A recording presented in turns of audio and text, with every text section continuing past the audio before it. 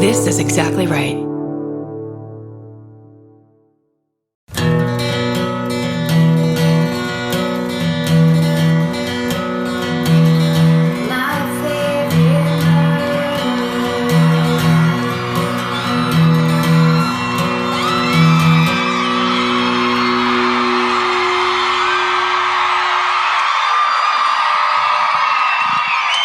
What's up, Indianapolis?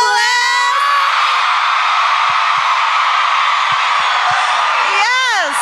Hi. Stay standing, please. No. That's my new joke.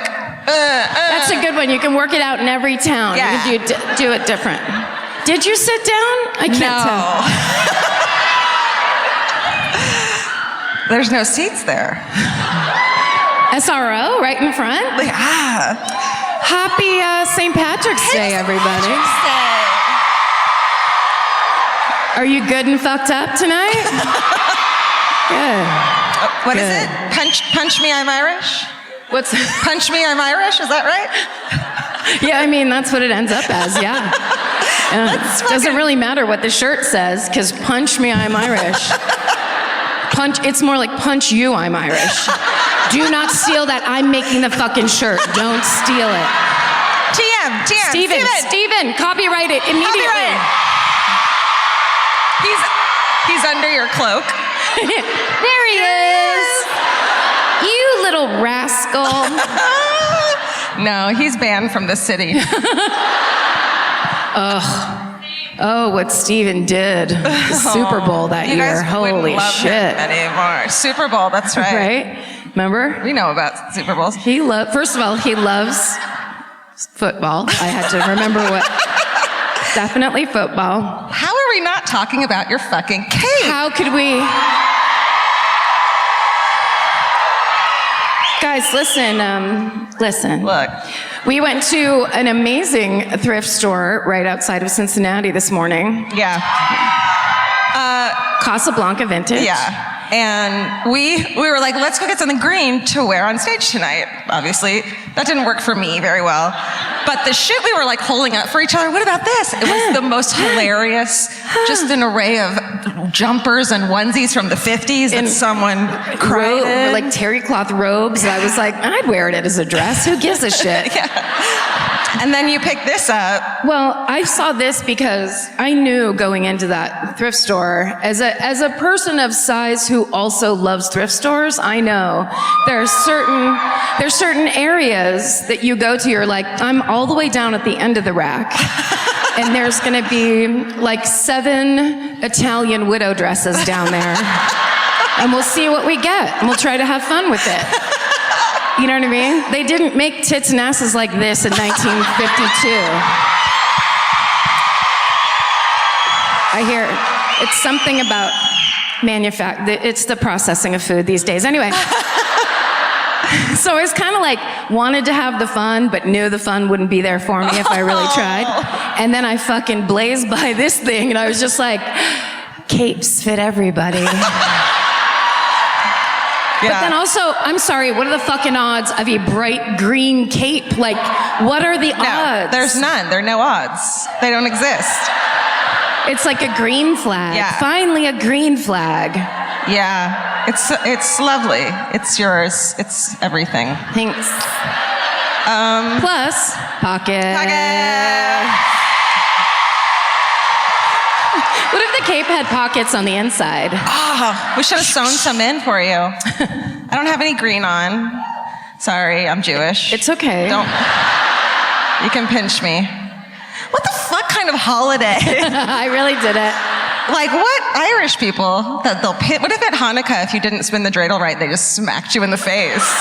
That doesn't. We do that on Hanukkah. We don't know it's Hanukkah, but. Look, I think pinching is definitely a thing that drunk people do. I just think everything, if you trace anything of the holiday, corned beef, okay, Oh, yeah. that's someone that was trying to cure some beef and they fucked it up. Or pork or whatever the fuck. That shit it's like a salt lick that you have to chew. They forgot they were boiling cabbage on the stove. Yeah, they're like so drunk. They're like, this cabbage is going to be amazing. Impossible. There's no way to make it good. Nice try, Grandma Ann. Like Irish soda bread, disgusting. So gross. They take what they want to be a dessert bread, and they're like, but what if we make it 17 times more dense than normal bread?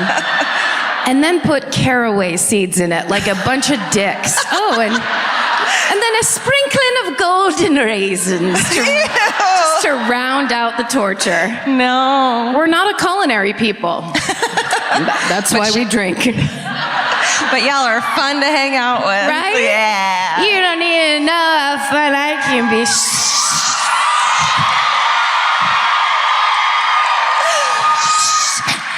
Let me tell you something.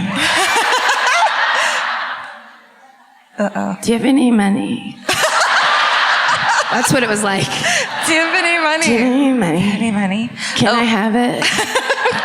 To make up for, though, I had an Irish coffee for breakfast. Yeah. So I feel like someone's got to represent on this day. No one cheered the alcoholic on stage. Thank you. No, everything's fine.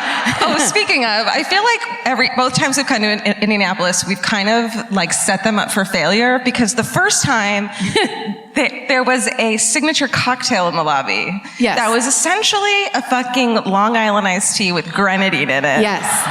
But they called it like the Murderino or something, so everyone's like, well, I should get it, I'm here. And then so everyone was just drunk. Fucking hammered. It was really fun. It was the best. That was really good. Was that a puke in the aisle? I think there was a puke. The original puke in the aisle was Portland, but I think there was a puking situation that wasn't as funny as to me as a person crawling up the aisle. I love a good crawl. Just get all the way down on the ground. But there was, at the last show, so there was a guy that was really big. He looked like a football player, and he was in the front row, and I noticed him at first, and he had his arms crossed, and I was just like, what's this gonna be? Like, that's not that common for our show.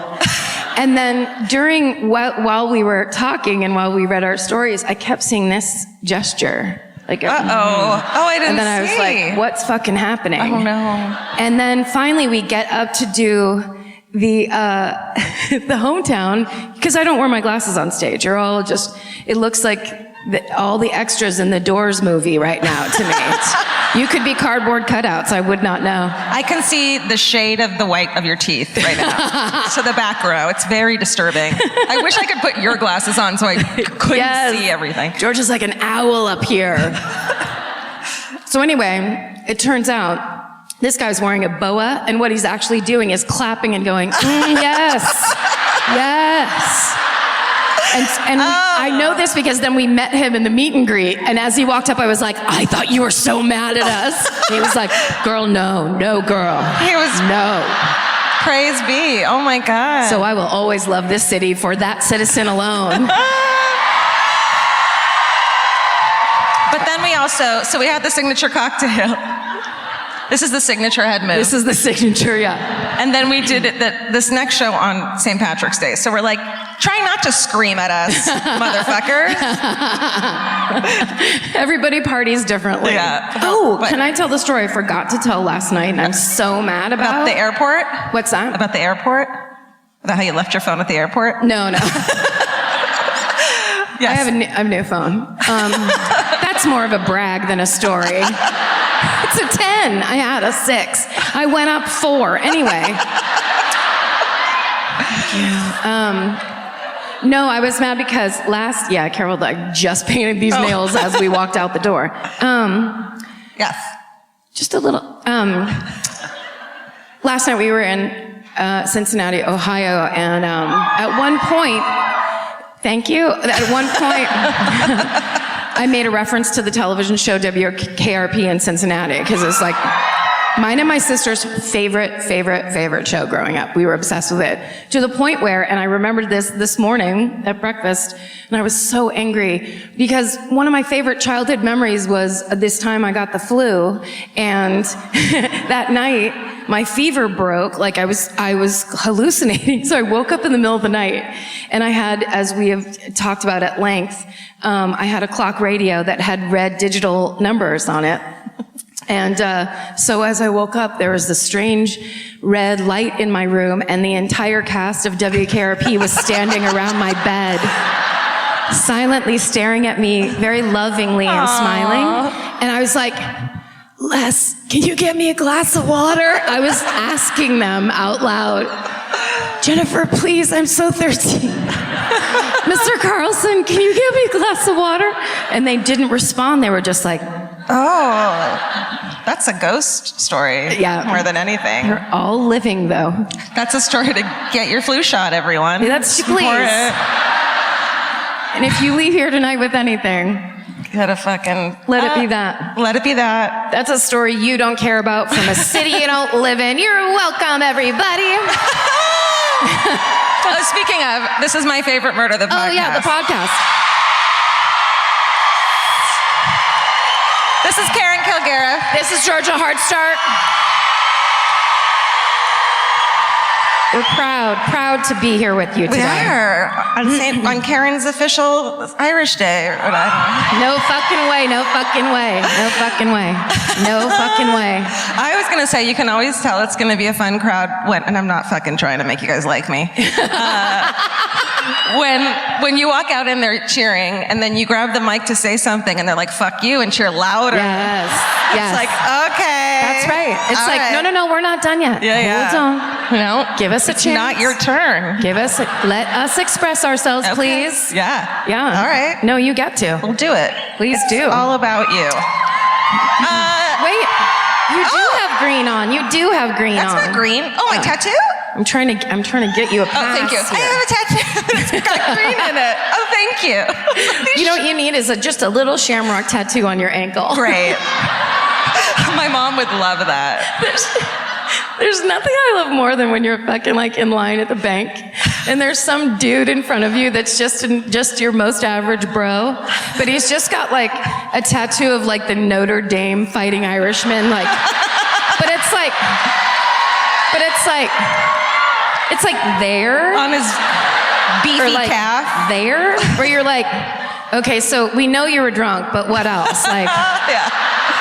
Just a little regret tattoo of like, me and my friends.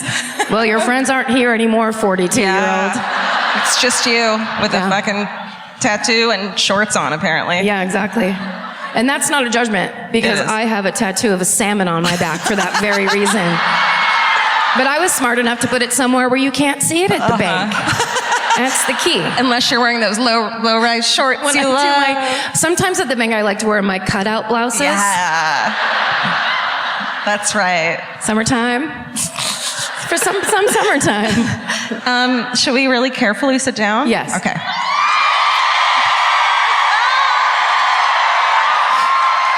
So Vince warned us multiple times backstage to be careful when we sit down. Oh, yeah. And I don't know.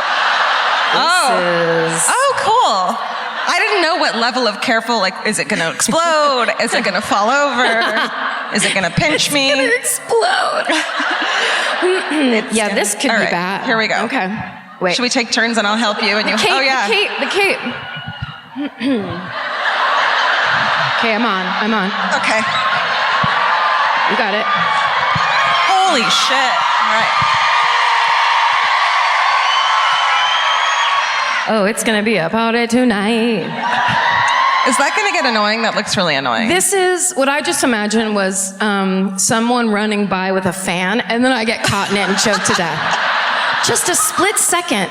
Why is someone running with a fan on the stage? Why? Vince, why did you let the man run with the fan across the stage? I thought we had a meeting about this. The good thing, we're going to forgive these chairs because there's a fucking Great Dane wandering around backstage. Oh, hell yeah. Named Cooper. Vince, when we got here, he's like, could you guys get Cooper to come back here? And we're like, who's Cooper? He's like, you need to meet him. He's the head of the company. He runs the theater. And we're like, what the fuck? I don't want to meet anyone. Okay. And then I hear Vince go, come on, Cooper. And I was like, it's a dog. And Cooper runs in and he's just... I was trying to put on makeup really fast. I was just like, get ready for Cooper. Oh. Hi. Oh, hi. Hi, Cooper. Hi, Cooper. Good boy. You good boy. Who is a good boy? Very tall. Yeah. Can you tell them about this podcast? Oh shit. Ooh. It's a really fun podcast. It's so perfect. Okay, go. Hi, everybody.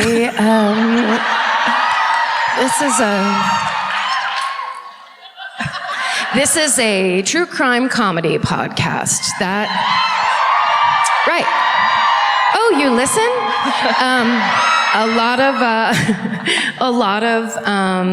Sometimes people who come to these shows like to bring people who don't listen to the podcast to the show. So the first time they experience this true crime comedy podcast is here with us live. And so I like to speak directly to those people at the tops of shows sometimes because, you know, there have been times where they've been pastors, they've been rabbis. Yeah. And they're probably already a little annoyed with us because their friend who brought them won't fucking stop saying, you should listen. I think you'd like it. You should listen.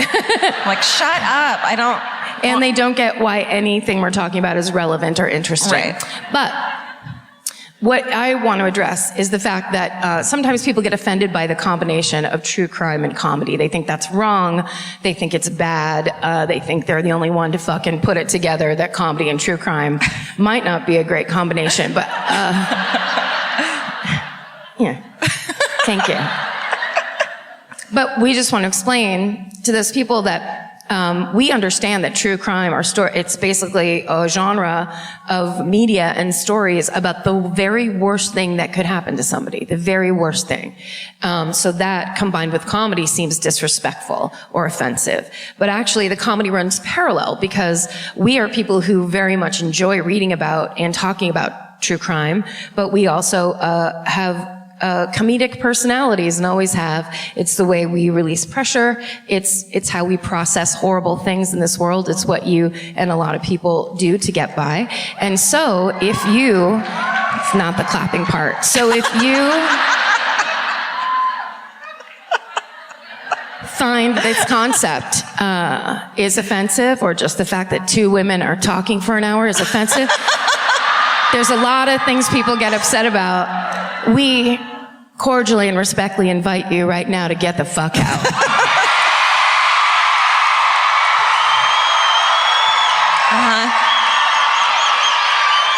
Or if you're just really jealous of Karen's amazing cape. Or if you're jealous. You're jealous of my cape and I'm sorry, get out. God, I want to hear the backstory of that cape so badly. Oh my God. Well, I'll tell you. I just had a vision. Okay.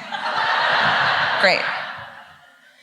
The St. Patrick's Day Parade princess wore this cape in 1974. Her mom made it last minute. Aww. They were both drunk. And then there was Highland dancing after. Oh, wow. Yeah. I bet you're right. Irish psychic. All right. With America's #1 meal kit, HelloFresh, you'll get easy, seasonal recipes and pre-measured ingredients delivered right to your door. All you have to do is cook and enjoy. HelloFresh makes cooking delicious meals at home a reality.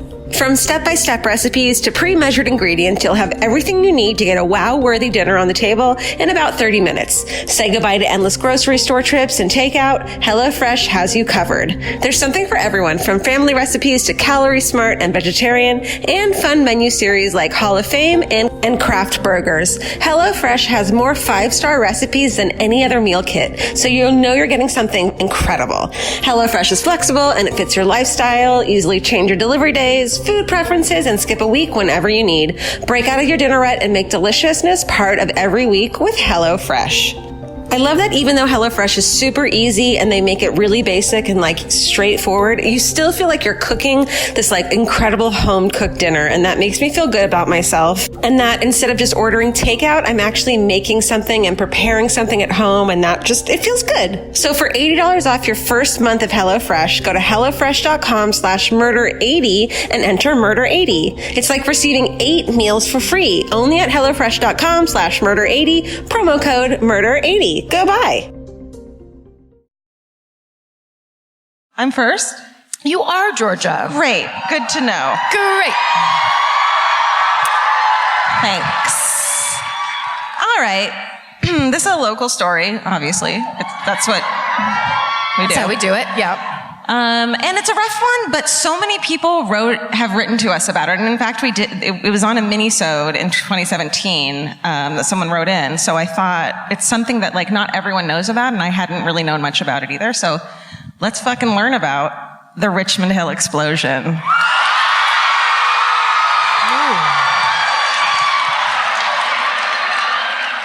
Controversial, I know. Okay. Noises of all kinds.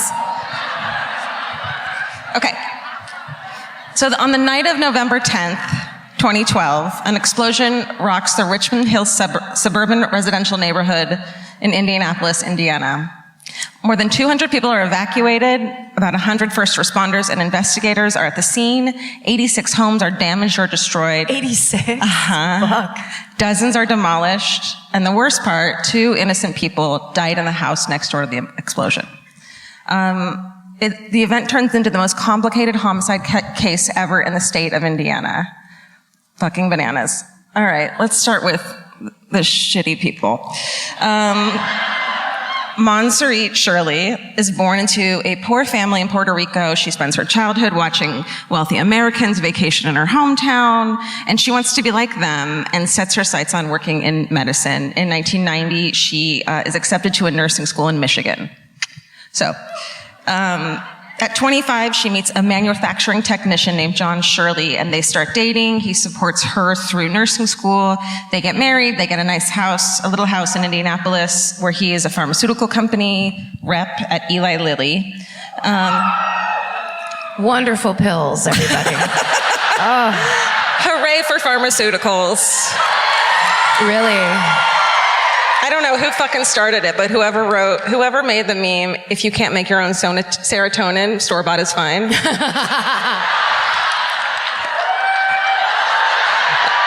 I'm gonna get it tattooed on my meaty calf. Yes. Yeah. Do it. Medicated and motivated. That's my favorite one. Yes.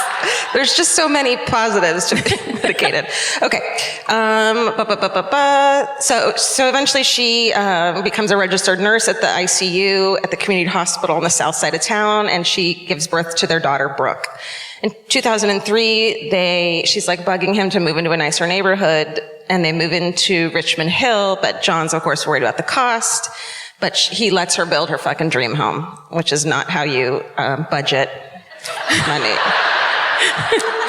He got that Eli Lilly money, though, girl. Like rolling around that roller bag. Of course, she goes way over budget, and their mortgage is much higher than so they scrape by. They fight all the time. He eventually gives her an ultimatum, him or the house. She chooses the house. Oh, Jesus. It must be a nice house. Wow. They filed for bankruptcy and divorce. As Shit. One does. They kind of go hand in hand, yeah. So she keeps the house, takes over the mortgage, and keeps custody of their 11-year-old daughter. But then in November 2011, 4 months after her divorce, Monserrat's friend take her out clubbing at a place called Crazy Town. Is it the best? After party there? No. I bet it's not. I thought Crazy Town, in every other city, Crazy Town is the best place to go. No, you have to be so fucking drunk to walk into Crazy Town. You have to be like black out so you don't smell it. That's like the name of a boys band, isn't it? Crazy Town? Is it Crazy Town? Isn't it? I don't care. Don't care. Yeah. Not in the least. I heard Hometown. No, it's O-Town. Okay. I missed all of that time. Yeah. Okay. She goes to Crazy Town looking for fun. I do that all the time. And she attracts the eye of a dude across the room. His name is Mark Leonard. Boo. And he makes it no secret. He's got a wad of cash on him, which is really germaphobe. I'm a germaphobe, and that's just disgusting. Girl, that's first of all, now I'm doing the other one. If it's the hand is lower, that's bad. If it's up, it's great. Yeah. Don't judge wads of cash. Yeah. They Put do that water great cash things. in savings. And the interest will compound. Get a 401k.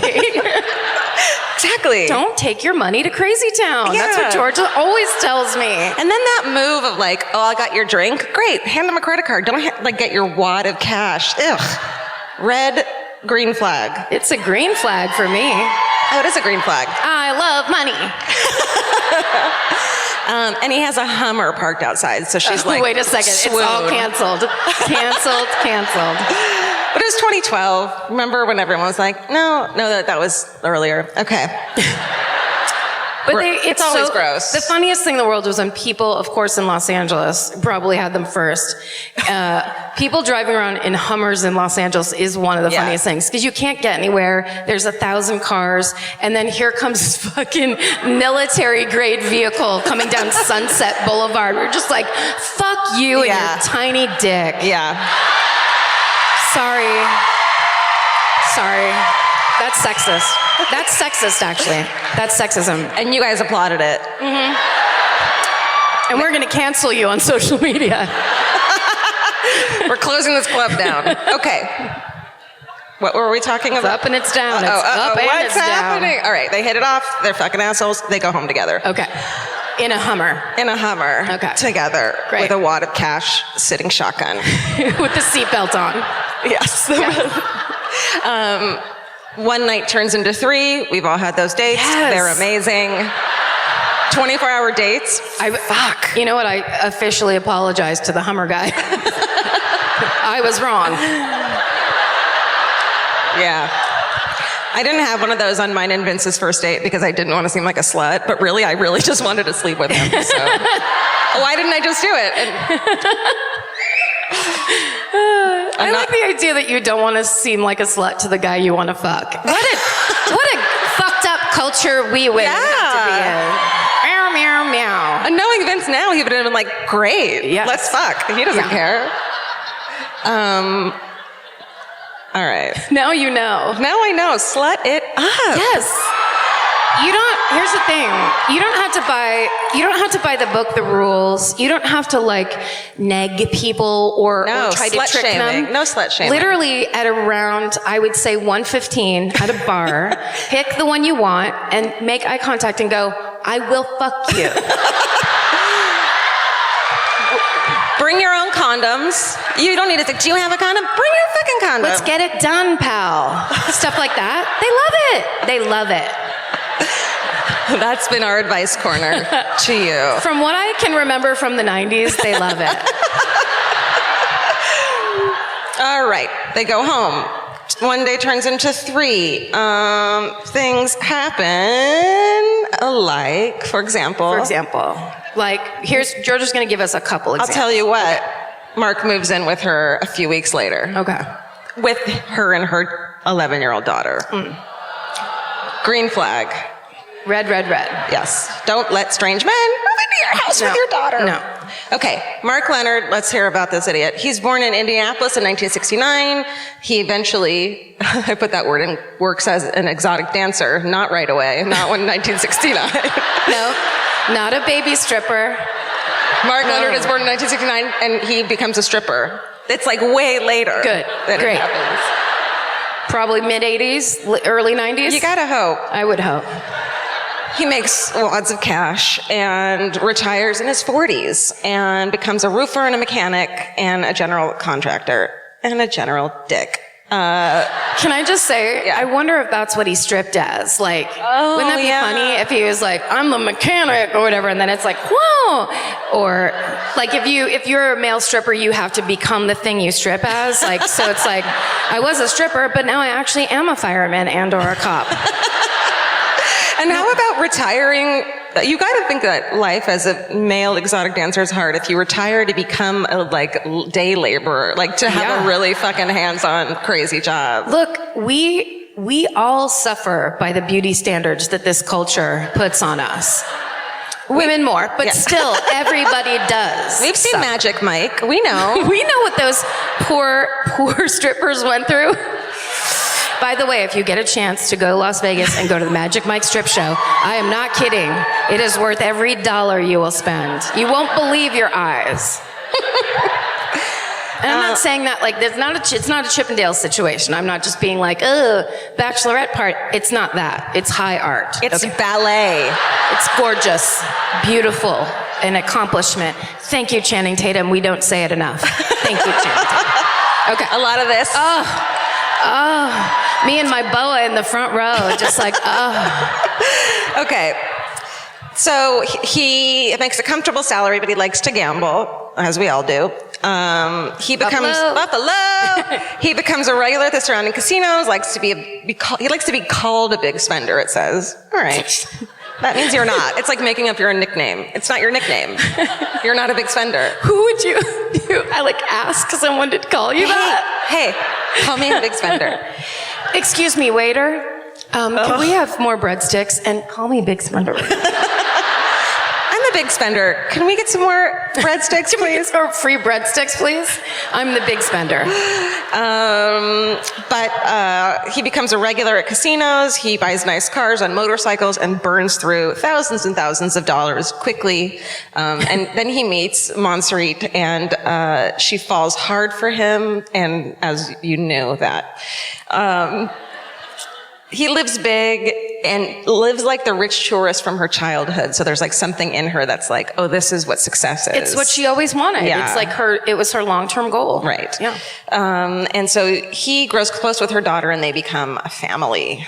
And so but then everything changes around 11 p.m. on November 10th, 2012, when a massive explosion destroys over 100 homes in Richmond Hill. Some think it's the end of the fucking world. Ash is coming down like snow, and more than 500 calls to 911 are made within minutes. And so I was looking through our hometowns that got sent into our email, and Danielle M. wrote, at 11:10, she was in the area. At 11:10, the loudest sound I have ever heard hit me. It penetrated my eardrums, rattled my brain, and pulled the air from my lungs, while simultaneously lifting me off the couch. What the fuck? The front door that was deadbolted busted off its hinges, and almost every window shattered throughout my house. And she's just in the neighborhood. Fuck. My first thought was that someone put a pipe bomb on our front porch, and I thought, who the fuck did we piss off to the point that they wanted to blow us the fuck up? Danielle, get off that couch. Stop pissing people off. So houses collapse, residents run in to pull out their neighbors it's like, everyone's trying to help each other.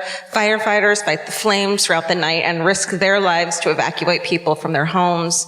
In the end, there are 2 fatalities, the next door neighbors to the house that exploded, John Dion Longworth and his wife, Jennifer. Dion worked with electronics and Jennifer was a teacher. They were in their 30s and they were just thinking about starting a family at the time. I know, it's fucking heartbreaking. 12 other residents are injured but survive, and 10 feet south of the explosion had collapsed on itself. So I just have a couple pictures. I'm not going to get fucking graphic or anything. But so these are the 2 houses, one of them that blew up, and then that's how. Oh my fucking God. I know. It's fucking insane. And so one house in my neighborhood when I grew up blew up, and I was like 4 years old, and I could still take you to the fucking house that it happened, and I remember exactly what happened. Yeah. And it's just, imagine, and it was just one house. Like, this just seems like it would be stuck with you forever. It's insane. Also, when you see like, because a similar thing happened in Millbrae, California, which is where a lot of my cousins live, and it's in South Bay in San Francisco.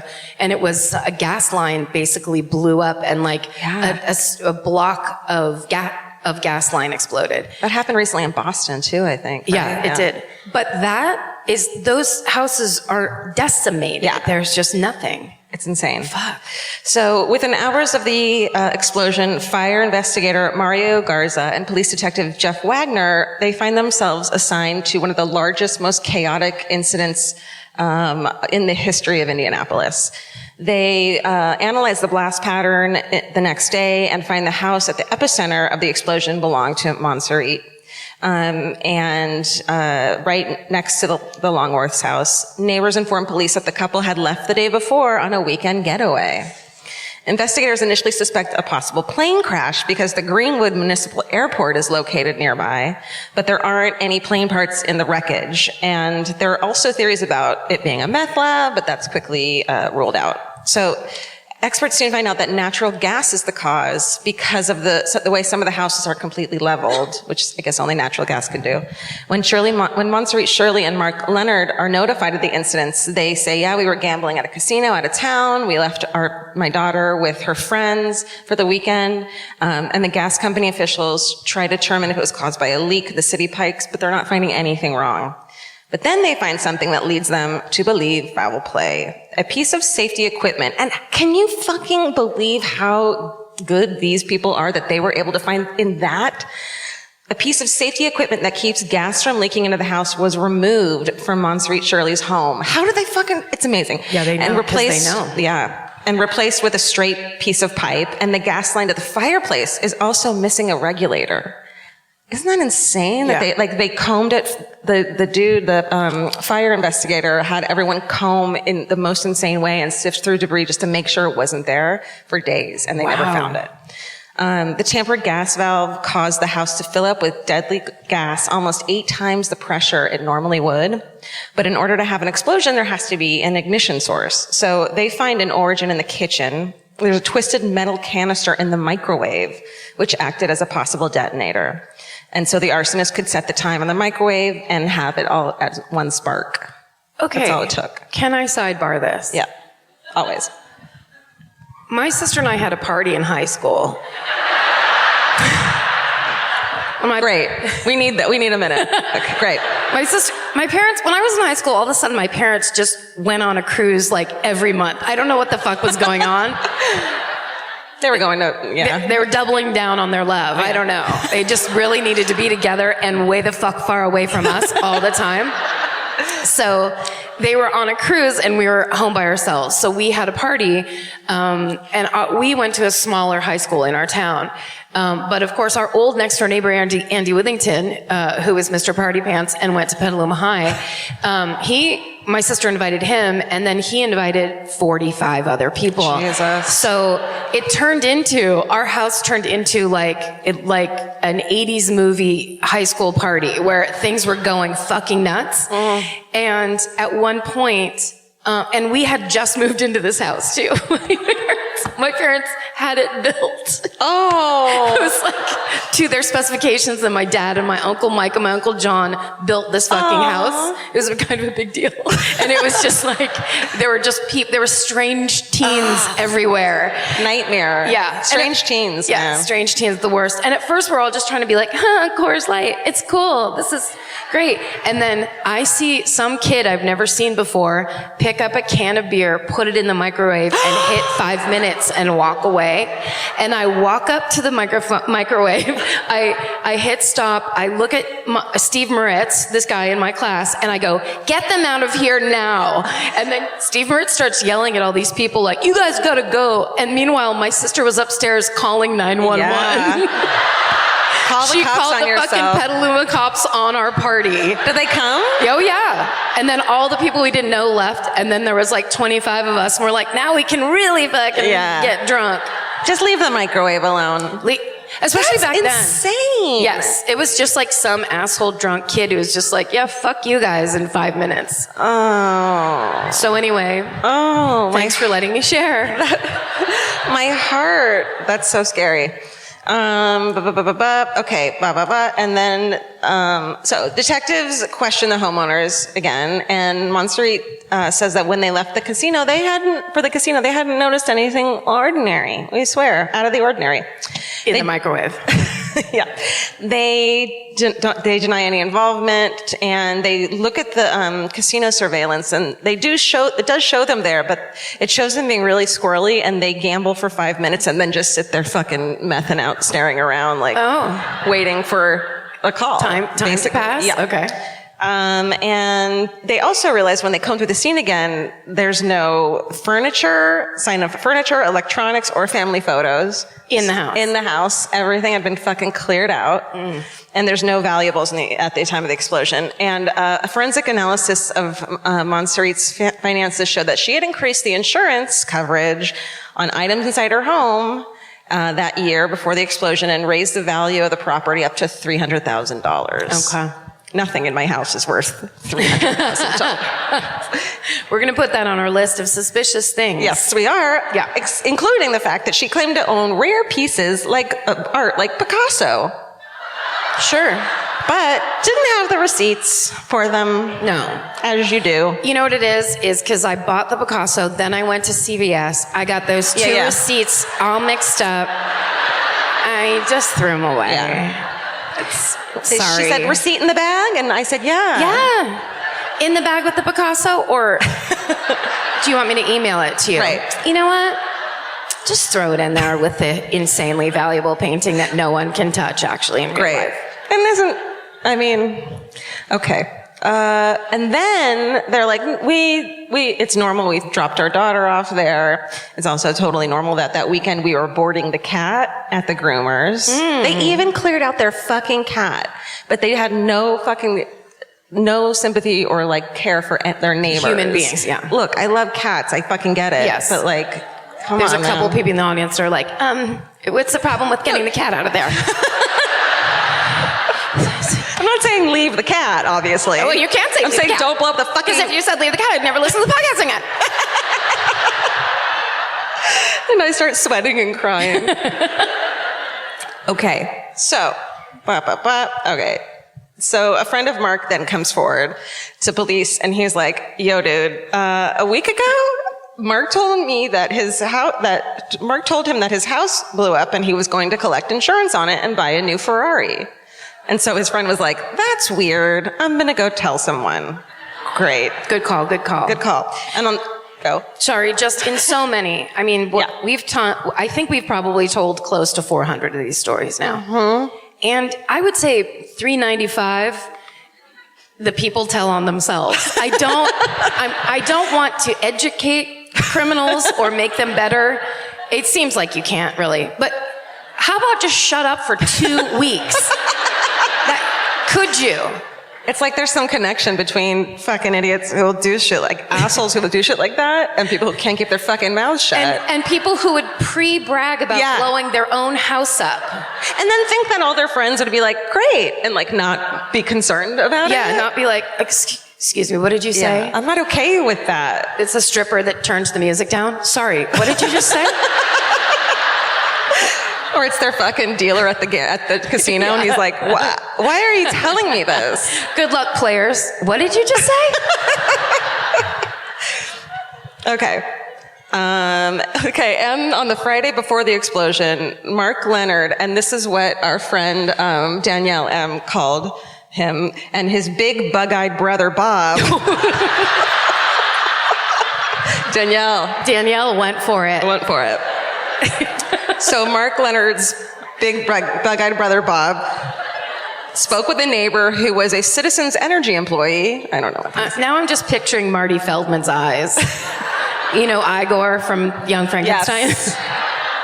I think that's close. Do you want to see them? They get arrested. Spoiler alert. There we go. She wasn't... look at her crying. Look at her fucking highlights. Look at them. You're right, I should get highlights. I hear what you're saying. I hear the message. They're like, okay. I mean, those guys just look like, it's like, some people got a bad idea and then they just didn't stop having that bad idea. This guy looks like he's from a fucking Bond movie. That's some Blofeld shit happening over there. Yeah. I'm scared to be near his picture. That guy, when his brother was like, hey, I have a nefarious thing to do, he was like, great, I'm in. He just didn't care. He throws down his hot dog and turns off the TV immediately. I don't know why he's eating a hot dog. Is that last? Hold on. Last. Yes. Okay. Sorry.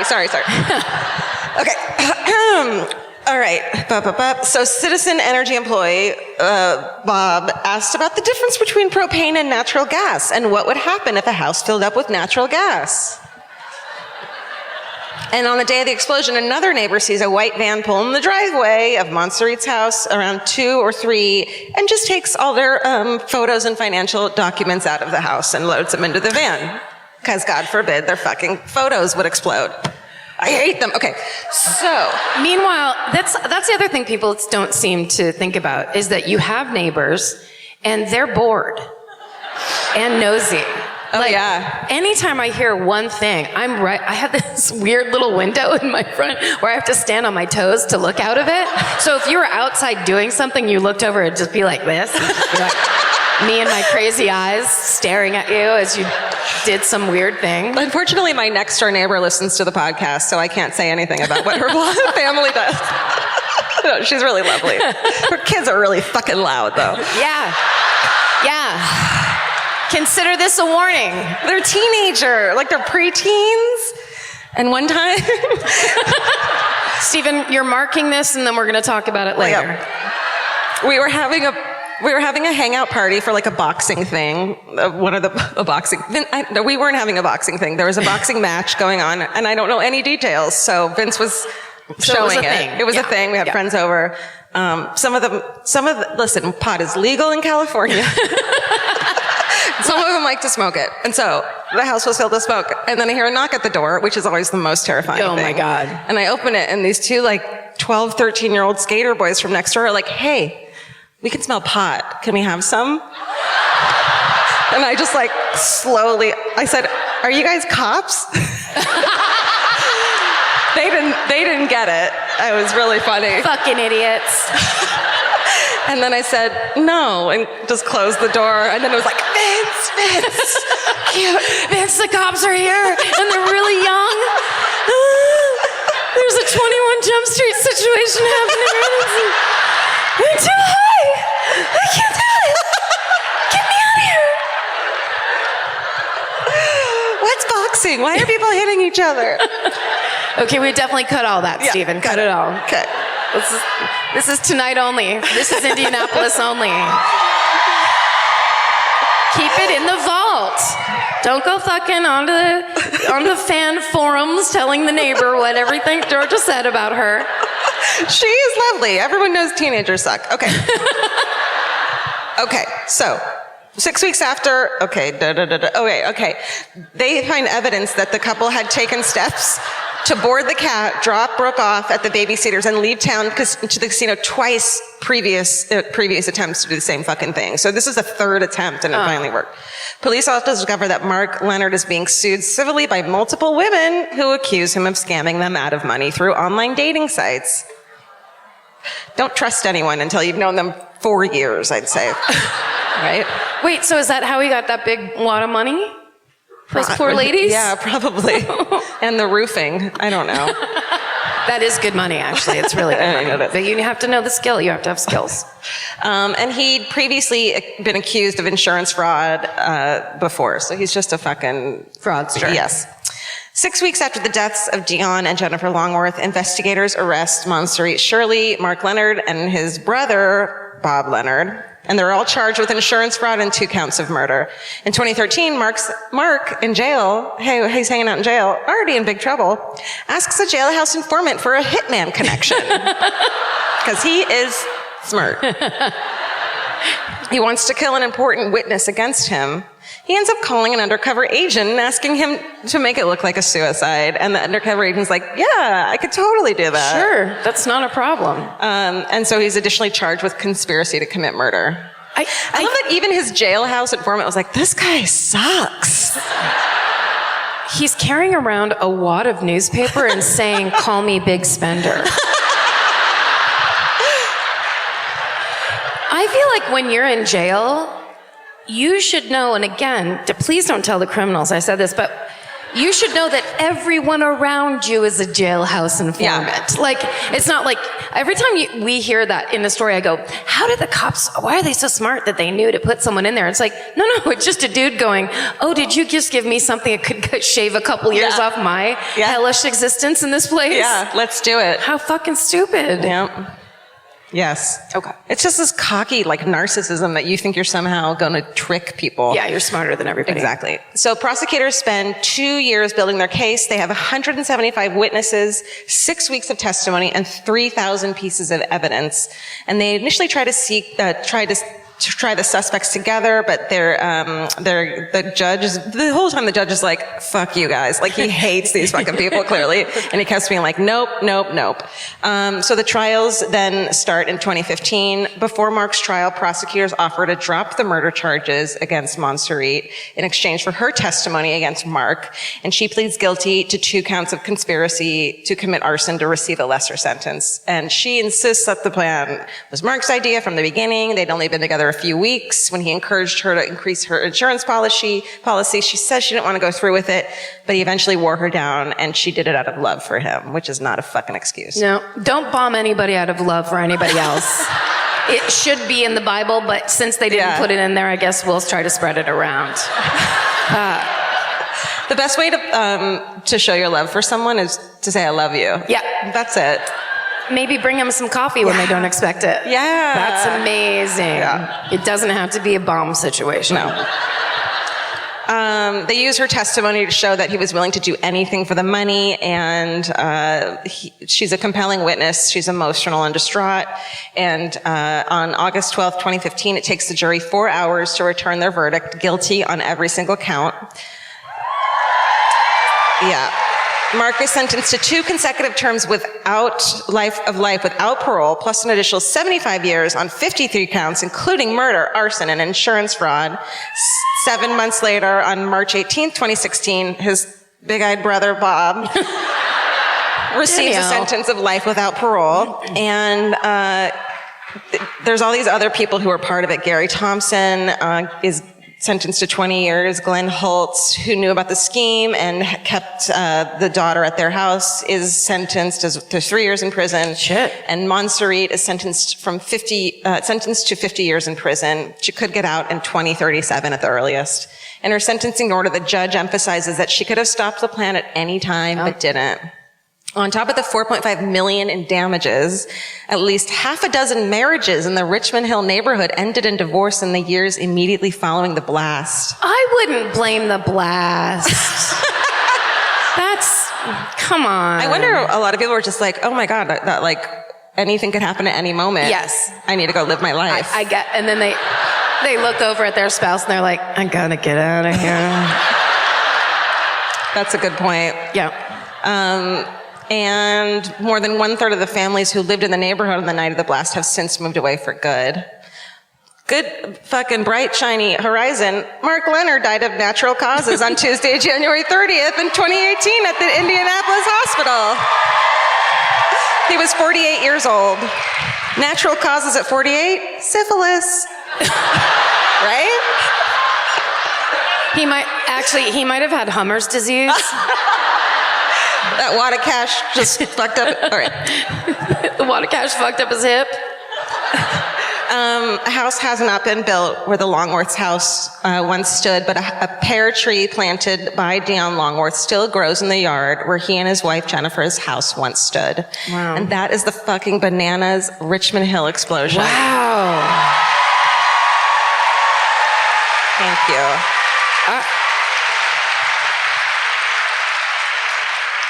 Blown away. Shit. You know I don't like that kind of comedy. But that was amazing. Thank you. Yeah, it's not insane. Also, because it's like the 24-hour news cycle where you're like, no, I remember this, but it might be a different explosion. Like you hear this thing and then you just don't hear the aftermath of it. Yes, exactly. It's not local, it's local news. Yeah. So you gotta dig. Yeah. You gotta care. Okay. When looking for a true crime story from Indianapolis, Googled Indianapolis true crime story. And that's where you start, yeah. Right? But usually that's the beginning, and then you spend all this time putting in like bizarre or historical. You're just trying to get something like interesting that's a good story to tell. This was the first article I clicked on. Wow. And it's the murder of heiress Marjorie Jackson. Is her name Eris or is she an heiress? Heiress Marjorie Jackson, Marie. Harris. I got it. Harris. Now I know. So this article that I found was written by Tim Evans of the Indianapolis Star, and it was from 2015. And they put together this story because it was the 40th anniversary of the crime. And in it, he quotes a book about the case that was written by Pulitzer Prize-winning Indianapolis Star reporter and editor Dick Cady. And that book is called Scavengers, A True Story of Money, Madness, and Murder. And I want to read it really bad because I need so much more. Okay. So we are talking about Marjorie Jackson. Oh my God, that hat was in the vintage shop this morning. I know, for real. This might be her cape. Oh, she looks like my grandma. Marjorie O'Connell is how she grew up. She comes from what Dick Cady refers to as a, quote, hard Scrabble background. Oh. Right? Hard Scrabble. So she wasn't good at Scrabble. Come on, you're not into that kind of comedy. Now I hate comedy. Okay, but all that changes the day that Chester Jackson walks into Murphy's Five and Dime in downtown Indianapolis, where Marjorie is working. They hit it off, and soon Hardscrabble Marjorie discovers Chester Jackson is fucking loaded. Okay, so it turns out Chester's father was Lafayette Andrew Jackson. He started the Standard grocery business. He opened the first Kroger in Ohio. Oh my God. Money, money, money, money. So who would have thunk that fucking supermarkets was like big money? Yeah, supermarkets. Dude. Supermarkets in the 10s, 20s, and 30s. I mean, it's in the name, supermarket. Oh yeah, it is still super. That's crazy. Crazy money. Okay, so here's how it went. Chester's father started the Standard, so he basically opened the first Kroger's in Ohio. Then he basically sold the chain and bought the Standard grocery business or whatever. He just kept kind of like buying up and buying out, making a ton of money, and then buying out places. He actually sold the AMP. He was the owner of the AMP grocery store chain, and he sold that, and then it like immediately went out of business. Wow. Like he was just a very astute business person. Yeah, let's give him some props. Yeah. But he is shot and killed in a robbery in one of the grocery stores that he owns. So in 1931, Chester takes over the family business. So he manages very well, but it's basically like he has a ton of money, then he makes more money on that money. Sure. And we know how that goes in today's America. And so when he sells the entire chain, American Grocery, in 1947, he makes, of course, millions and millions and millions of dollars. And this is around the time when he walks into that Five and Dime and meets Marjorie, just like a terrible John Mellencamp song. Problem is, good old Chester Jackson's married. And so Marjorie's like, that's fine. And they carry on what is referred to as a not-so-secret affair for years, which I would love, and when I read the book, I will then know the details of that not-so-secret affair. He'd touch her ankle in public or something? On the bus. Oh my God. So I'm sure it was just he was like a super rich guy that could do whatever the fuck he wanted. So, right. And his wife was like, fine, I'll stay home and take pills and look out the window. It's not a bad life. It's not.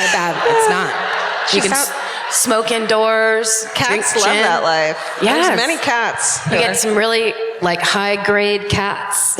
And you just get your decanter of gin, put on your stories. You're fine. Okay. Now, miraculously, in 1952, Chester actually does the thing all men say they're going to do, and he divorces his wife and marries Marjorie.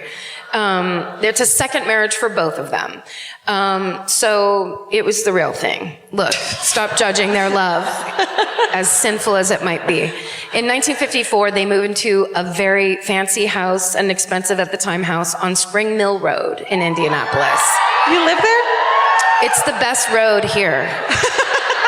Oh, you should see how gorgeous the asphalt is. So, they never have children. But that doesn't matter because they have so much money that they treat their money like children. All the money gets their own room. They ignore it? No. Go out and play. Okay, so here's the thing though. Back in the day, grocery stores used to be cash-only businesses because, of course, credit cards either didn't exist or were very rarely used. And you could not write a check usually at a grocery store unless people knew you personally. So there was rarely checks. So it was a cash business.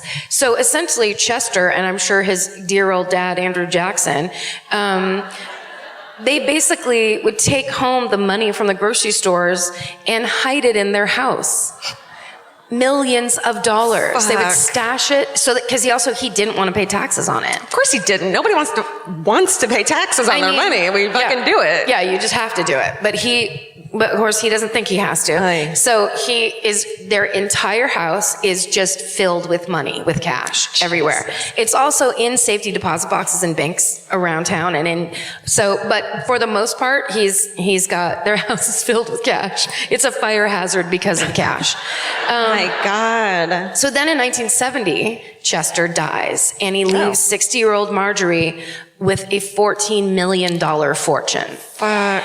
So Marjorie is, I don't know if she already had been, with the details will come in Scavengers by Dick Cady, but she becomes a bit of a kooky recluse. As one would want. Yes. How fun. She's now it's my time for pills and gin. She's like, let's do this.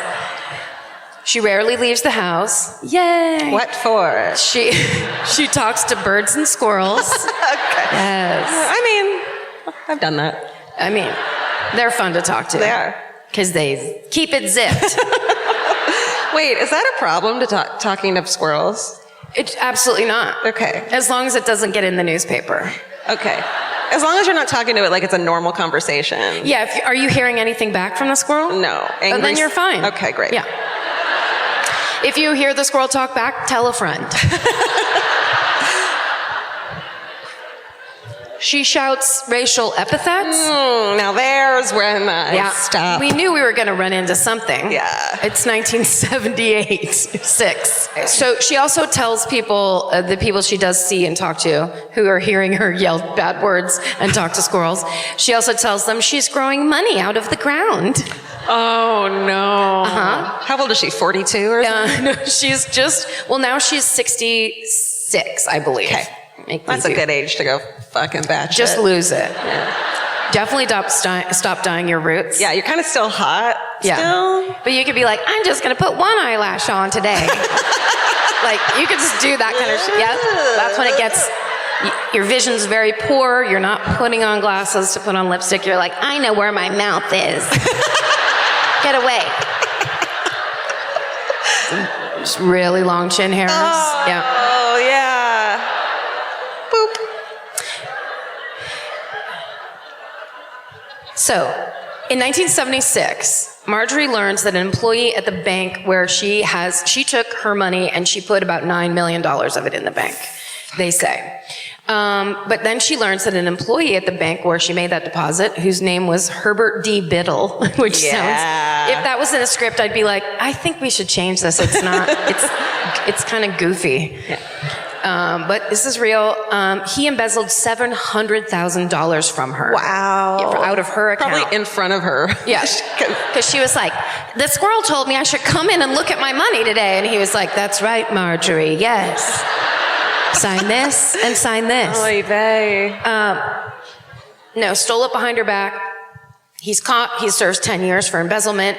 She goes from kooky recluse to full-on lunatic millionaire. Oh. So what she does is she spends the next few months pulling all the money out of all of her bank accounts across town. There was multiple. So between January and May of 1976, Marjorie cashes out her entire fortune, which is, it was 11 million total? Yeah. It's more than that. It's 14. But she takes, 9 million out of the Indiana National Bank. Oy. It's now Chase. Sorry. We're it's all going to become just Chase. Like, we're like, do you want to get fast food or go to the bank or go to the grocery store or go to the hospital? Well, let's go to Chase. There's a really good show on Chase tonight. Okay. Stop being negative, Karen. She takes $9 million out of the Indiana National Bank and an estimated additional $2 million from other bank accounts. So what she'd do is she'd show up at the bank with a suitcase. Yes. She'd ask for $1 million in $100 bills. Fuck. And then she'd go walk out of the bank with the suitcase, like real side to side for no reason. Beautiful vintage suitcase. Yes, with flowers on it. Aye. Then she'd go home and hide the cash in closets, toolboxes, vacuum cleaner bags, garbage cans, other spots around her house. What? And she would squirrel it away. Oh. The squirrels told me. The squirrels told me to put this here. And she always had a bunch of cashews in her cheek. Anyhow, everybody. Okay, so of course, word spreads around town. Sure. You know, Herbert D. Biddle from the jail was like, guys, listen, you're fools if you don't get up to that house on Spring Hill Road. I got a hot tip for you from jail. It's me, Herbert D. Biddle. I'm bald and I have round glasses. You can see me in your head right now because my name is Herbert D. Biddle. Pocket watch, vest.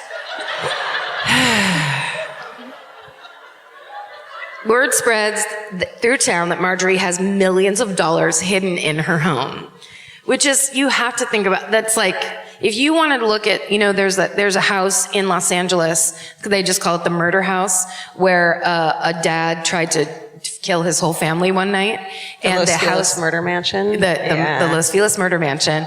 And yeah, the rumor was that it was all closed up and you could still see the Christmas tree and the Christmas presents or whatever, but that was like, that's kind of not really the truth. But everybody goes and looks at it because you're just like, holy shit. Imagine if you found out that there was just like a crazy old lady in a house full of cash. Yeah. Like, it's such a security issue. I mean, that's why people don't keep cash in their house. No, nor should they. No, they shouldn't. Or in their vacuum cleaner bag. Guys, get a savings account, you know, get a high yield savings account. Put your money in there. Let it increase over time. Because Chase Bank cares about you. Chase Bank. Promo code murder.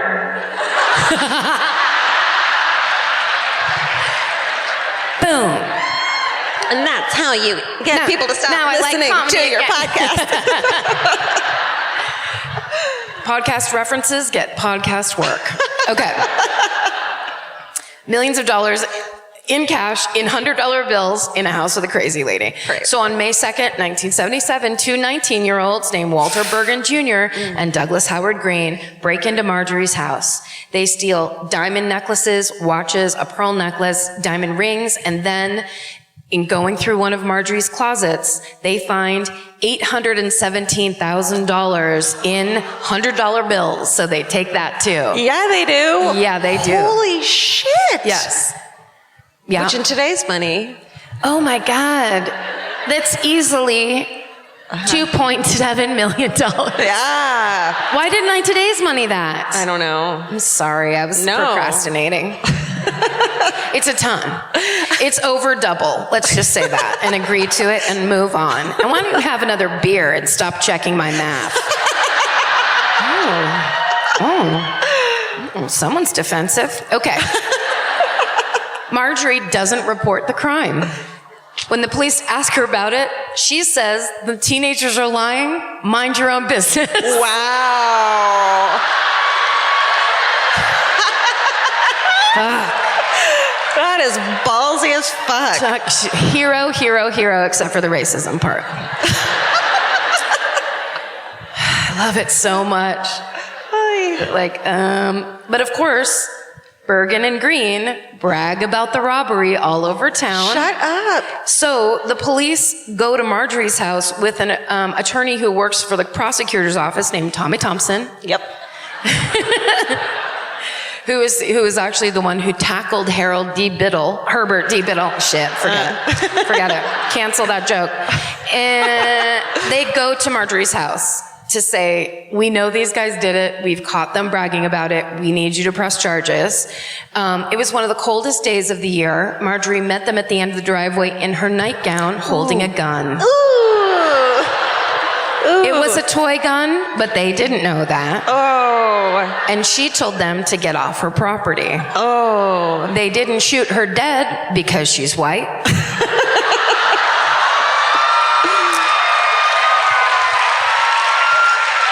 They left. Bergen and Green were later caught and arrested for the robbery and for being stupid. Okay. So despite Marjorie's threats and reclusiveness, it happens again, of course. It's like, yeah. Yes. This entire story is like a prequel to Fargo. There's so many parallels and characters, all of it. It's insanity. So on May 2nd, 1977, Manuel Robinson and Howard Billy Joe Willard, for real. Billy Willard? Oy. Oh shit, I think I have another picture. Oh no, wait. I had Marjorie. Oh, I do. Ooh. Look at that. This is the house. How'd she let it? Wow. I should have done the comparison. This was a really nice house when they moved in. It was a really nice house. And this is what she let it turn to. Oh, honey. With her ramblings and her squirrel talk.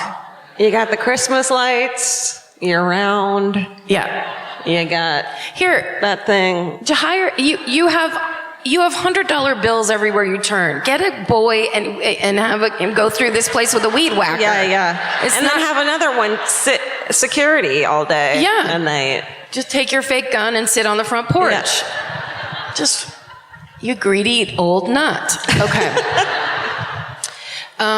Okay. So Robinson and Willard break into the house and they steal $1 million in cash. Fuck. And they get away with it. So 2 days later, they go back for more. Oh. Because it's a house filled with cash and an old lady who doesn't care that people are stealing her money or something. Wow. But this time, when they're in the house, and they literally are taking bags of cash out of the house as like they're just like taking their time. Yeah. It's almost like an episode of Hoarders, but instead of garbage, it's $100 bills. Oh my God. Marjorie confronts them in the kitchen and they shoot her and kill her in her home. They end up stealing $2 to $3 roughly $1 million in cash each. Fuck. Each. Yeah. So to cover up the murder, they start a fire as they leave the house. But they're dumb, as many criminals are, and they do a bad job with starting a fire in a house filled with money. They can't get it to burn. So the fire they set just smolders for hours. Oh. And basically after, I think one article said hours later and another said several days later, somebody notices the smoke and finally the firemen come. And this is in the 70s when they like sprayed flammable shit on every surface of your house. Yes. If she had that nightgown on that she confronted the cops in. Those were made of matches. Did you know that? I don't know why they did that. And the little clip was a lighter. Ooh. You could always smoke a cigarette. I held up a nightgown to Karen today at the vintage shop. I was like, look how cute this is. And you said, it'll light right up on Christmas morning. Okay, you're right. Put it back. My father's done irreparable damage to me. And I see fire everywhere. And I start fires everywhere. Okay, so the firemen finally come. They find Marjorie's body as well as another $5 million in cash that none of the four thieves could find. Oh my God. Because it had been stored in a 32-gallon trash can tucked inside a closet. So as they were going through all the other shit, they're like, no, that's garbage. Don't look in there. Yeah. In the closet? No. That's trash. That's a trash can. That's the closet can. Yeah. People need that sometimes to throw shoes away. Actually, it would be a good idea. If I never get rid of clothes, I'm always like, I I was going to say grow back into it. I'll slim down back into it. I won't get rid of anything. There should be a garbage can there. I'm like, give it up. You're never going to wear this sailor shirt. I have a weird corner where I tuck the things that I'll like want to give away and want to sell and want to maybe fit back into one day. And then it's like a weird tucky thing that you can't see. Yeah. And then Mimi sleeps on it for fucking months. And I take it out and there's just this sheen of fur. Yes. and then it's trash. Yeah. Have you ever I've done this a couple times when I drop clothes off at the Goodwill or the place near my house. Yeah. There will be enough dog hair on the clothes I'm dropping off where I try not to make sure no one sees me. But it's you. So I'm like, these are good clothes, but you're going to have to roll the shit out of these clothes. Apologies. Yep. Okay, so here's Detective Dave Paschal or Pascal counting some of the cash. Oh, wow. Look at him. That's not Herbert? No. That's his brother Dave, by his brother-in-law Dave, by marriage. Look at the look on his face. It's like, I have to count it and I don't get to have any. This is bullshit. After that photo was taken, he was going, one for me and one for you. Well. Well. Dog ear that idea. When investigators searched the house, and this is the part I don't have enough information on for my own satisfaction. When investigators searched the house, all the doorknobs and heating vents are covered in aluminum foil. What does that mean? Baked potatoes. Happy St. Patrick's Day, everybody. What does it mean? I don't know. Oh. There's no answer, and she's not there. I thought it was Squirrel Lady isn't there to explain what I thought it was like is. some kind of part of the plot or something. It's part of the plot in that it's the set decorator's really going to have to do some aluminum foil work on this prequel that we're going to produce. All right. I think it's just indicative of a mind that's gone off by itself. That's wandered away from the picnic table. Because you know what else she does? What? They also find thousands of small wrapped gifts around the house with labels like, to Jesus from Marjorie Jackson. Ooh. Yeah. To God, love Marjorie. Oh. You hear about gifts from God, but no one ever talks about giving gifts to God. Repent. They open some of these gifts just to make sure there's not $100 bills stuffed inside of them. Because that's not the kind of money that Jesus uses. Bitcoin. He's a Bitcoin guy. Totally digital. Jesus. Inside, instead of being valuables or cash, they find a stack of wash rags, 50 loaves of bread, around 100 pounds of coffee. I mean, we don't know Jesus personally. Maybe that's what... Well, but here's the thing. As we know from the Bible, if you care about the Bible like I do, you know Jesus doesn't need you to give him bread. He can make it himself. It's one of his best tricks. Do not gift Jesus bread. That's a good point. He doesn't. He's like, thanks. He's like he's basically has a bakery, and you're giving him bread. Yes. Like, I'm good. Was that fishes? No. No. But then he's like, ooh, wash rags. Yes, you can always use wash rags. But also coffee, cakes, cards, dear Jesus, and more, all intended to be gifts for Jesus and his dad, which is nice, if you believe. She also laid out the dining room table in her finest china and best silver, because she was preparing for the feast she and Jesus would have when he came back. Okay. To quote the great Tiffany Haddish, she ready. She ready. Oh, honey. Yeah. So in days and weeks after the robbery, the two men responsible, so basically I'm going to spoiler alert you, the two men responsible are Billy Joe Willard and Manuel Robinson. Oh, I told you that already. Yes. It's not a spoiler. Forgive me. I'm not following my own story. I'm so shit-faced, you would not believe it. Okay, Willard and Robinson split up. One smart move they do. And they play it super cool. Of course they don't. Not in the least.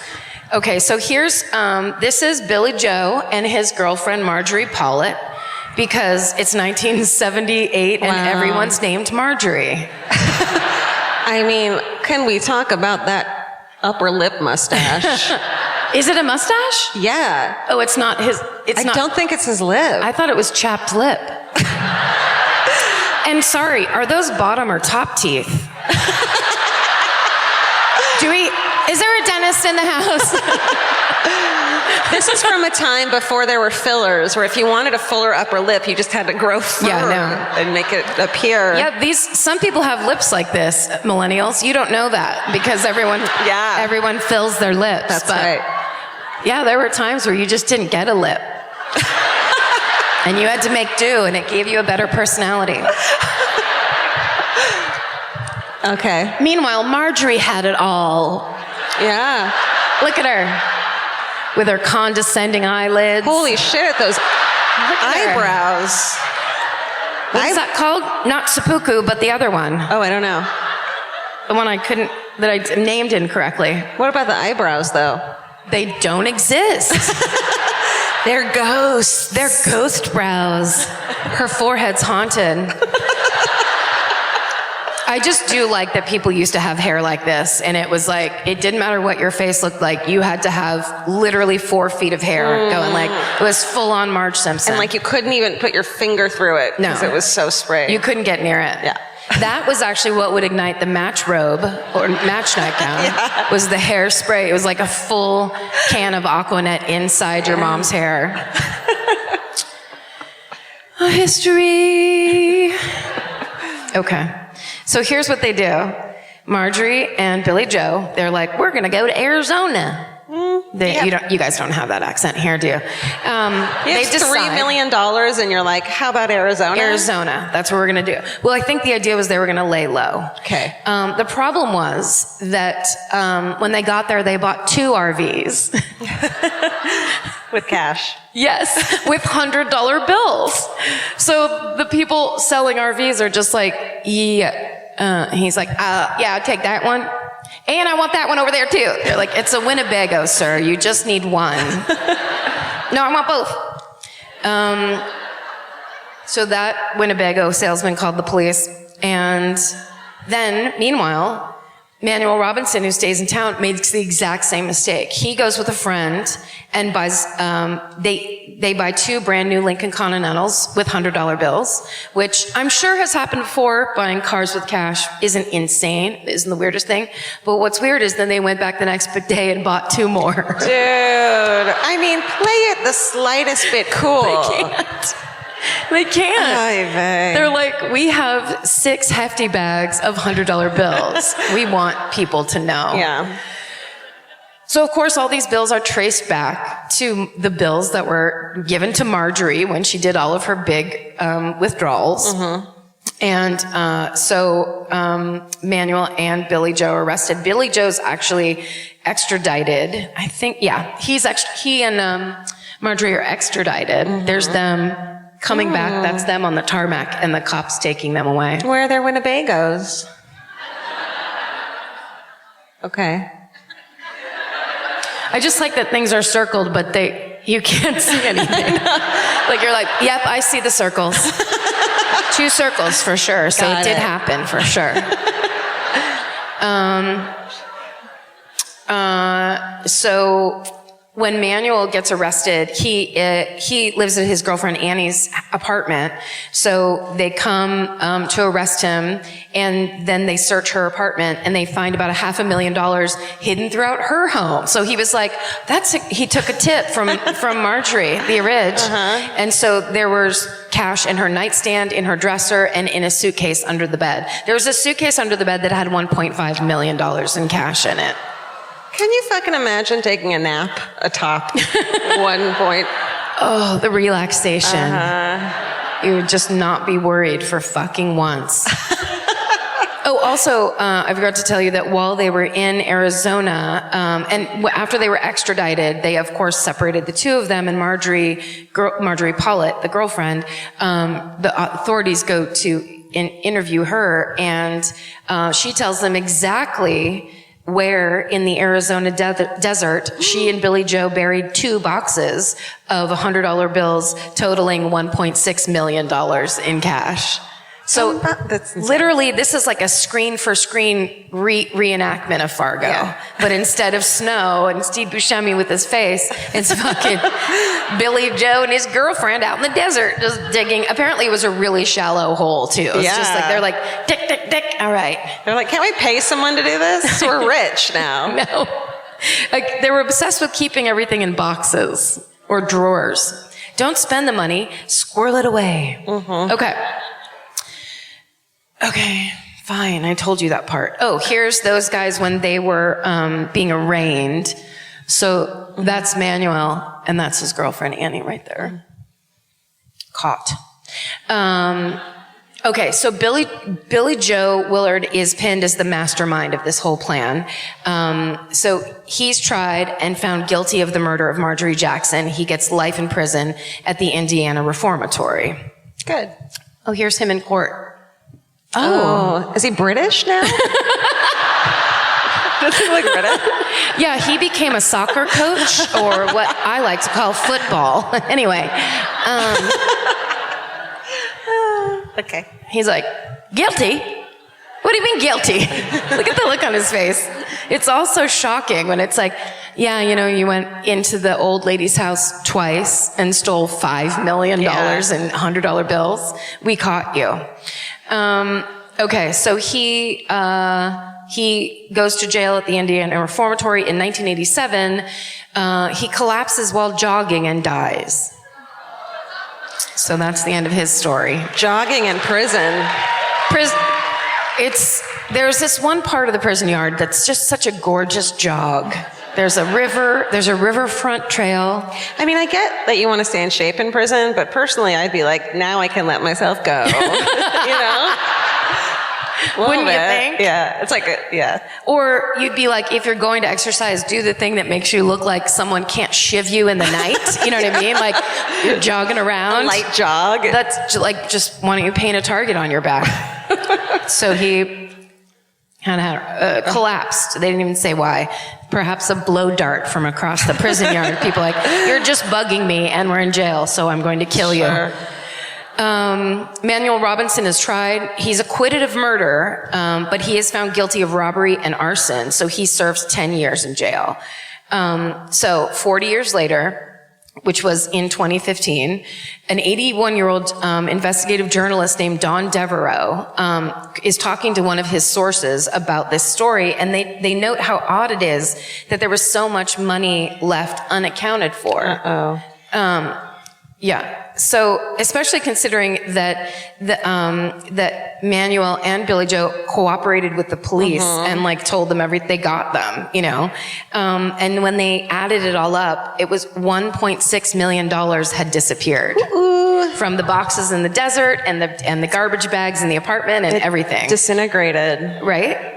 So, through the Freedom of Information Act, Don Devereaux obtains FBI files on the case, and he comes across 2 interesting things. One of the FBI records about this that he requests is he gets a report that it's been partially destroyed. It was partially destroyed in 1993. Squirrels. Therefore unattainable. And Devereaux says this is the first time in researching that he's ever experienced that with an FBI file. It almost never happens. Wow. So that on top of, he sees in a report that one of the case agent's names has been left unredacted 6 times in the report, which is very, very uncommon. So, like any good reporter, he looks up the name and he finds the real estate and financial records of that agent, and he finds that agent has a Swiss bank account that he withdrew money from to buy a very expensive piece of property several years after Willard and Robinson were sent to prison.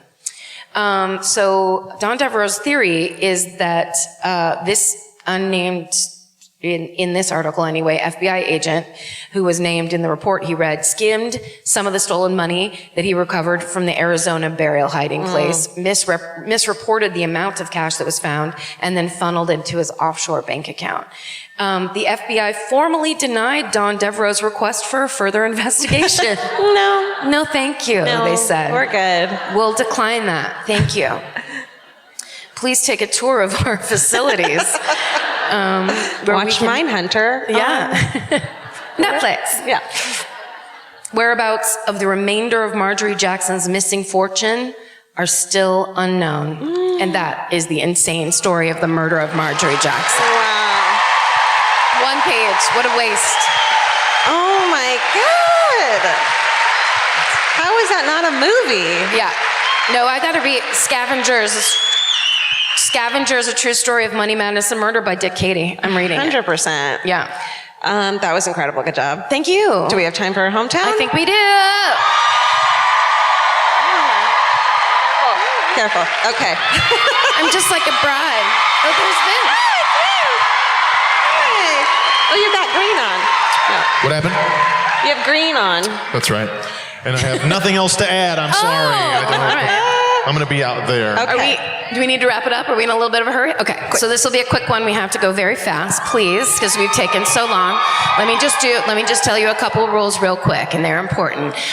Because we have to go fast, you need to know the beginning, middle, and end of your story. You need to be able to tell it quick. You can't stand up and be like, oh my God, this is crazy. I feel so crazy. We get it, and we understand, and we're crazy too. But tell the fucking story. It needs to be from Indianapolis, please. It needs to be good. And you can't be super drunk. Remember, it's St. Patrick's Day. We have a new one about the pointing thing. Oh, yes, that's right. If you're pointing at a person next to you, but you haven't heard the story, you're fucking dead meat. I will come and find you. And with that, Georgia will choose. Do you need the lights up? Yeah. One person. Yes. Come on up this way. Oh, wait. Shit. Go that way. I really fucked this one up. Uh-oh. You have to go the other direction. Wait, come this way. Can you come this way? Can you guys all move your feet? But then you have to get down there. I'm sorry. Oh. Oh, shit. Yes, girl. She's climbing up. Yes. Yes. What's your name? Jeannie. Jeannie? It's Jeannie, everybody. Good job. Jeannie got herself up on this fucking stage. She doesn't need stairs. Oh, with help. Her team. Good job. Where are you from? I live in Indianapolis now, but my story is from my hometown, which is Bloomington, Indiana. Okay. All right. So, when I was growing up in the 80s, do I give names? Yeah. I mean, whatever you're comfortable with. A woman named Glendon Weiniger killed her boyfriend, a bowling supplies salesman, one night while he was sleeping, by walking up to him, picking up a bowling ball, and dropping it on his head. No. So it wasn't premeditated? That's fucking Game of Thrones, isn't it? Isn't that from Game of Thrones? Shit. She then proceeded to pick it up and drop it again, and again, and then again. No. And she finally admitted to the police that she lost track of how many times she actually picked it up and dropped it. Oh my God. So she admitted that she did it, and she said, and this is not funny, but she said that she did it because he was abusive and she was trying to get out of the relationship. And she said that before she escaped, she wanted to hurt him as badly as he hurt her. All right. So she went on trial, and the prosecutor, to his credit, did not really argue that. His whole argument was, okay, sure, but maybe about the 5th or 6th time you picked up the bowling ball and dropped it, it stopped being about self-defense and became more first-degree murder. Yeah. Anyway, she had a really good defense team, and the judge in Monroe County at the time received a lot of letters from women supporting her and saying, we understand this. Yes, I bet. So she was charged with first-degree murder, but anyway, ultimately she was convicted of manslaughter. Wow. And the judge mentioned in his sentencing that he'd received all these letters, and she was sentenced to 8 out of a possible 20 years. And she did her time and she was released, and I did some checking, and she actually went on and got married and then died many, many, many years later of natural causes. So kind of a happy ending. But my connection to this story is that obviously kind of a sensational story. And so when the trial happened, it was super sensational. Press coverage everywhere. And the day the trial opened, when they were breaking for lunch, reporters everywhere and photographers and cameras, and my mother worked in the courthouse. And so she was leaving her office as Glendon and her attorneys were leaving the courtroom, and there were reporters and everything hounding her. And my mom said she looked kind of uncertain and frightened, so my mom opened the door to her office and said, "Come in here and wait until they leave." Oh my God. And so Glendon and her attorneys came in, and my mom tried to shut the door, and the reporters were trying to follow into her office. So my mom said, "We're closed, it's lunchtime." And the reporters were like, "It's a public office, we can come in." And so my mom had kind of this shoving match with the reporters. And so she finally pushed the door shut against them. And she turned around and she went, "Oh, those goddamn reporters, couldn't you just bash their heads in?"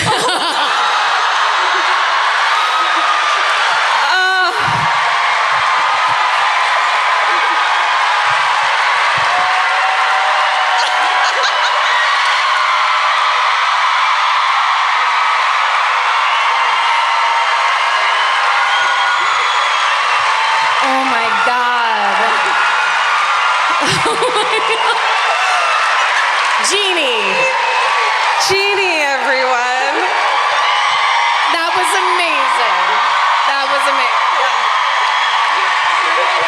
Tell us? That's pretty much What was your mom's name? What's your mom's name? Barbara. Barbara, she's still with us? She's moved on. Okay. Barbara. Peace to Barbara. That was awesome. Amazing job. You can go over toward Vince. Oh, yeah. He'll get you off the stage. Yeah, you don't have to climb up. No, It's that's yours. Yeah. Oh, holy shit, Jeannie. That was, we've had a weekend, this is our first show. Every night's been a fucking great hometown. Every night. That was the fucking That was, yeah.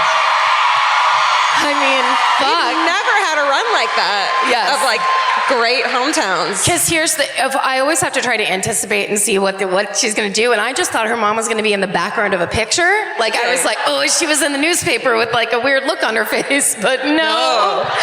You love it when you're wrong. And she said something that we all could picture ourselves saying and then going, oh my God. Whoops, sorry. Gosh. Wow. Guys, it's been an incredible weekend and an incredible night. Thank you so much for having us.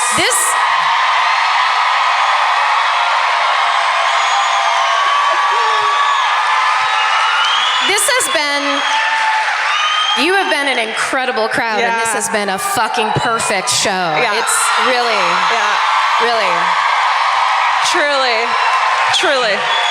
It means so much to us that we get to do this. It's obviously the most fucking fun thing in the world to do. That we get to have this as our job. We're having the time of our life. We're doing things that we never thought we were going to be able to do. It's unbelievable. And we get to do it because of you guys, because of how passionate you are about this show, how you listen, how you support, and because of this community that you have built and that you are creating together.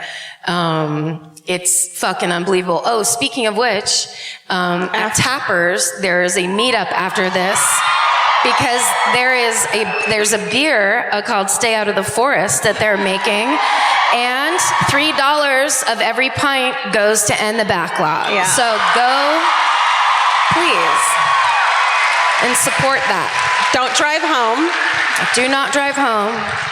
But please give $50 to end the backlog through beer tonight. It's such a weird feeling doing this in front of you guys. We usually do this staring at each other with Steven touching his mustache and quietly laughing, and sometimes his stomach growls. It's real weird. So doing this is just so much fun, and it's just such a weird part of our lives, and we appreciate your support so much, you guys. We are so happy to be doing this. It's like everything, it started as this little weird nugget of me and Georgia alone in her apartment with no air conditioning, sweating and talking about Ted Bundy. And it has bloomed into this unbelievable thing that it's still blowing our minds. And Thank you. It's incredible. So, of course, stay saved and do God's missions, please. That's important to both of us. But more than that, stay sexy. And